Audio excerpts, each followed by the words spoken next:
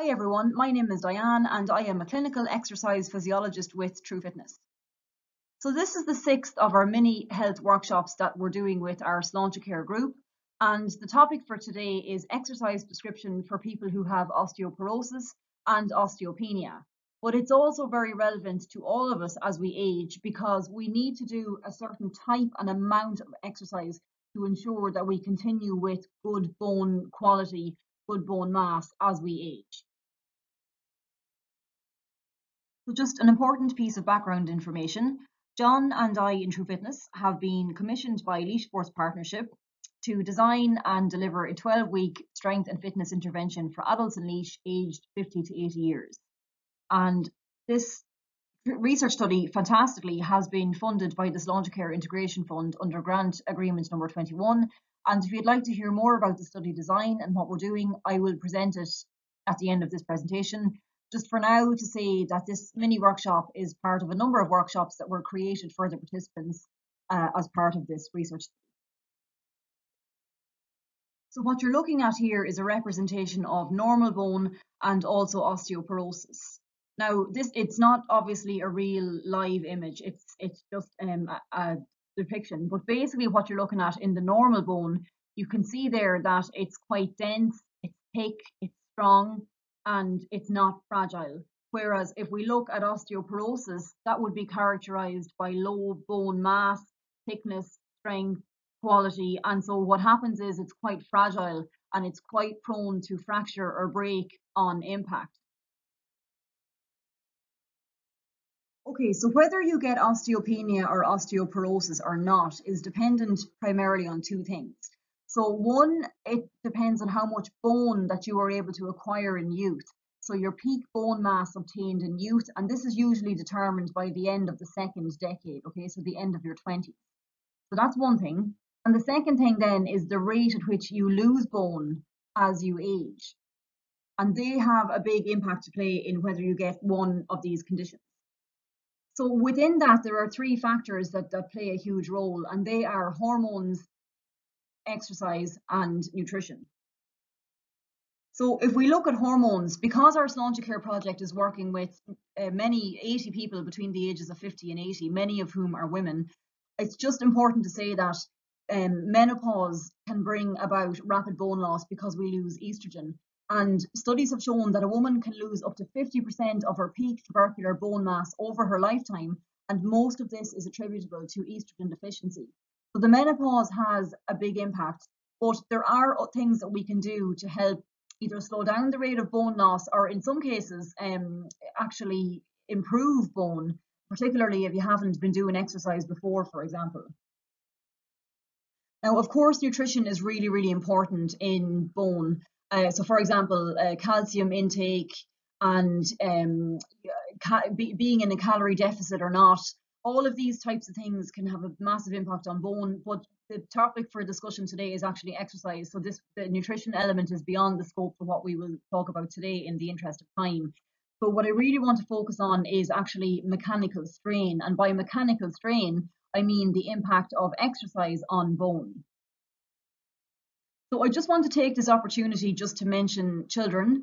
So in terms of how much bone you attain in youth, that's really, really dependent on particularly nutrition and mechanical strain. But if we just take mechanical strain, for example, so if children have low physical activity levels, so they're not running, jumping, skipping, hopping, and doing all of the things that they should be doing, this has a major impact on bone. So children who are quite sedentary, it would be really important that they get up and start to do these types of physical activity to help them lay down bone.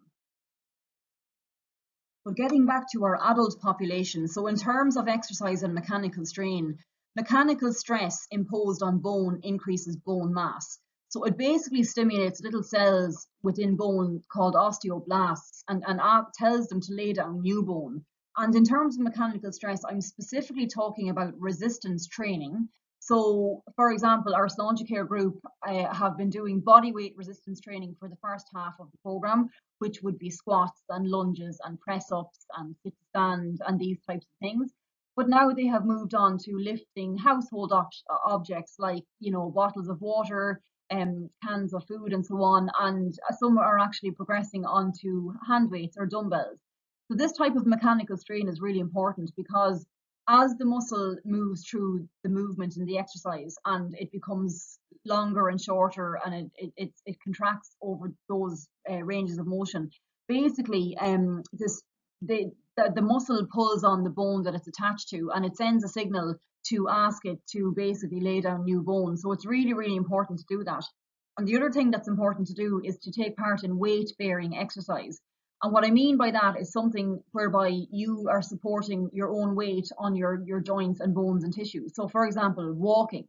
So walking would be a weight-bearing exercise. Cycling, on the other hand, wouldn't be a weight-bearing exercise because you sitting on the bike is actually taking a lot of your weight, so it's reducing the loading on all of your joints and tissues and bones. So it is important to do weight-bearing exercise to stimulate bone growth, bone quality, bone mass.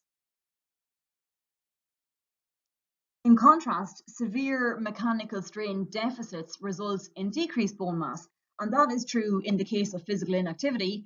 And just a side note, I would do a lot of work with bed rest studies with the European Space Agency, and basically what happens is you can see our recent group on the right hand side there. So we take young, healthy, fit people and we put them into bed rest for up to 60 days. Now there's many reasons why we do this, but one of the things that we look at is it's basically an accelerated model of aging. And even over 2 months, now that obviously is characterized by extreme physical inactivity, they lose significant amount of bone, of muscle mass, and their health deteriorates and so on. Obviously, ethically, then they go through intervention after that to help them recover from same. But the point is that there is a lot of research at the moment to show the detrimental impact of physical inactivity on bone, among other things. Okay, so in terms of the exercise recommendations for osteoporosis and osteopenia, we spent the first 4 mini workshops talking specifically about 4 different components of fitness, where we looked at how much you should do for health, what type, give you examples and so on. And the first one that we're going to look at is resistance training. So as I mentioned, resistance training like your squats, your lunges, lifting weights and so on is really, really important for stimulating bone growth.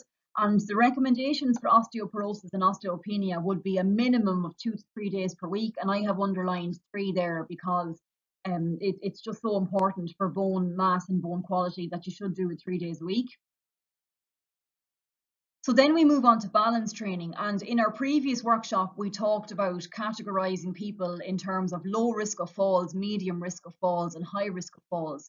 And if you have osteoporosis or osteopenia, you automatically move into the medium risk of falls. We don't want you to have a fall, particularly if you have advanced osteoporosis. So in terms of your recommendations for balance training, you automatically move to 3 or more days a week. And balance training can be done in as little as 10 minutes per day. And in our previous workshops, we have given videos, etc., of balance training. If anyone is interested, you can contact us for those. But balance training and falls prevention is very, very important in this group. In terms of flexibility, this is also extremely important. So because flexibility training is so important for this particular condition, I have a slide to talk about that coming up next. Okay, and in terms of aerobic exercise, this is also really, really important. Of course, it's very important for health. And the recommendations are 3 to 5 days per week, ideally 5 plus. But the guidelines really are, if you're short for time, that you really shouldn't exclude the other 3 components of fitness at the expense of aerobic exercise. Now, this is specifically for bone health. General health, of course, is really important to do your aerobic exercise. So the minimum requirement there would be 3 to 5 days per week. Okay, so flexibility training or stretching is really, really, really important for osteoporosis and osteopenia. If you have very, very tight muscles, that restricts movement and range of motion in joints. It puts a lot of pressure on joints and on bone, and it's really, really just not a good idea if you have these conditions. Whereas if you improve the flexibility of the muscles and you ease that pressure and you ease that tension, the joints can move unrestricted and also it can increase synovial fluid and cushioning and so on around the joints. So this is why it's so important if you have osteoporosis. So the exercises that you choose should mobilize all of the major muscle groups and joints in the body. So just a full body stretching routine.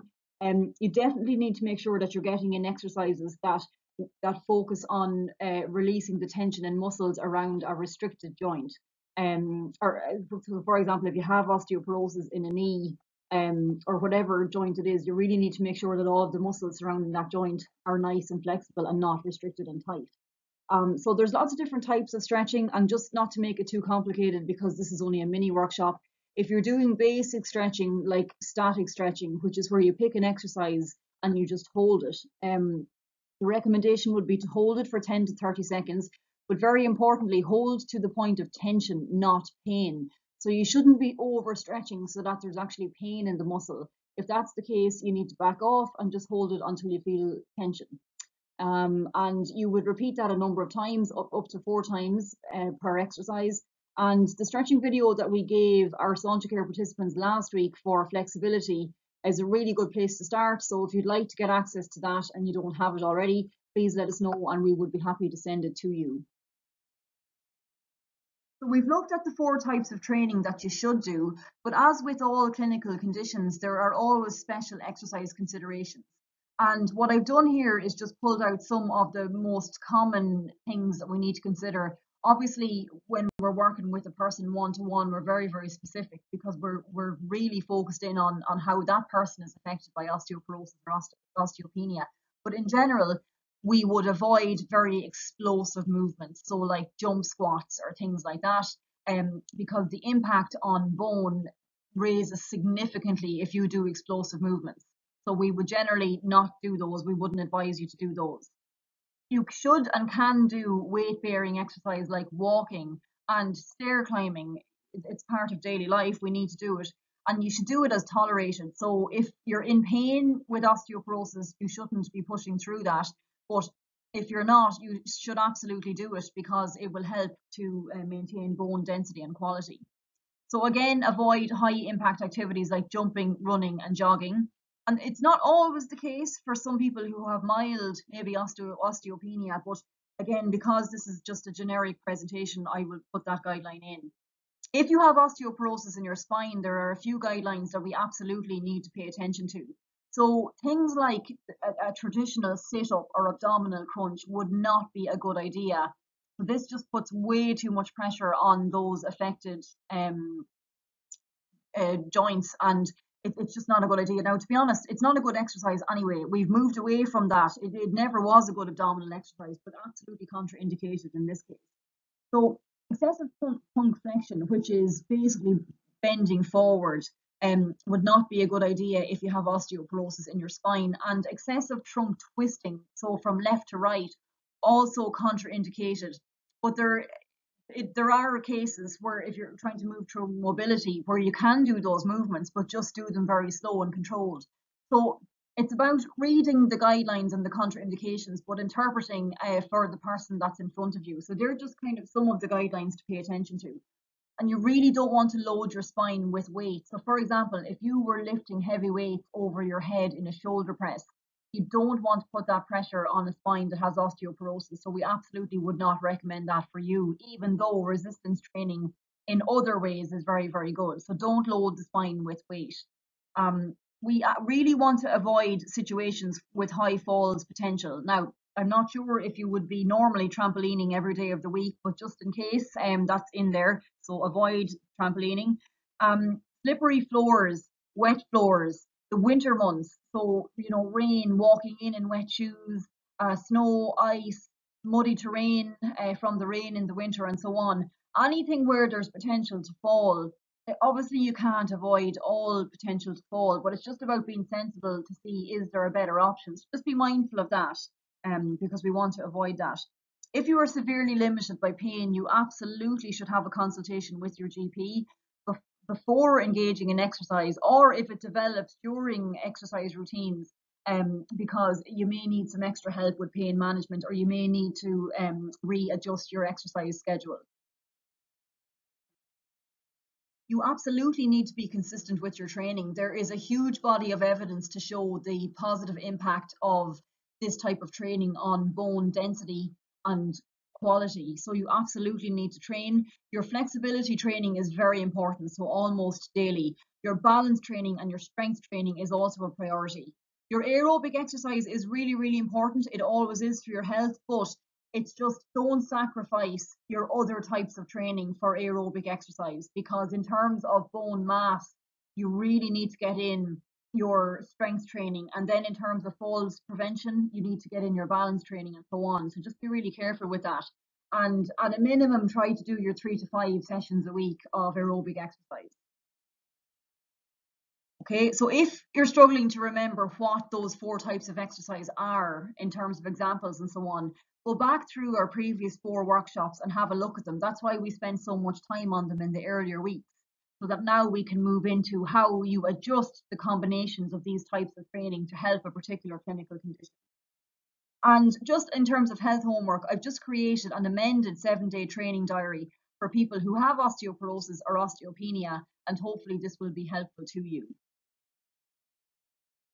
Okay, so this is just a sample 7-day training diary. So you can see you have 7 boxes for Monday to Sunday, and you can write in the type of training that you do. So whether it's flexibility, aerobic, whatever it is. And you can write in how many minutes you do underneath that. And importantly, at the end, what I've done is just basically created what the recommendations are for osteoporosis and osteopenia. So you can see here, which is slightly different to the recommendations just for general health. Flexibility is up to 7 days a week, so you really, really need to get that in, and you can tick it off as you do it.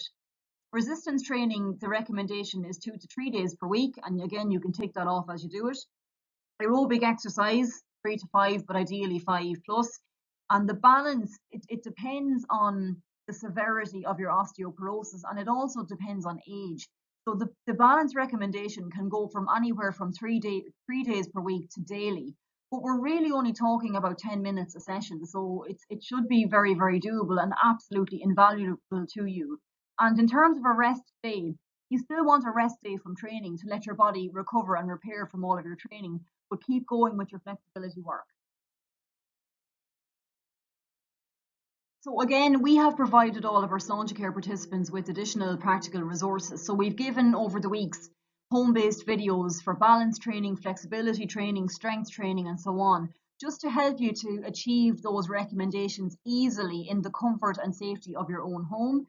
If you would like to avail of those resources and you're not part of the study, that's no problem at all if you contact us. So Diane is myself, or John is our strength and conditioning specialist, and we would be happy to share those resources with you.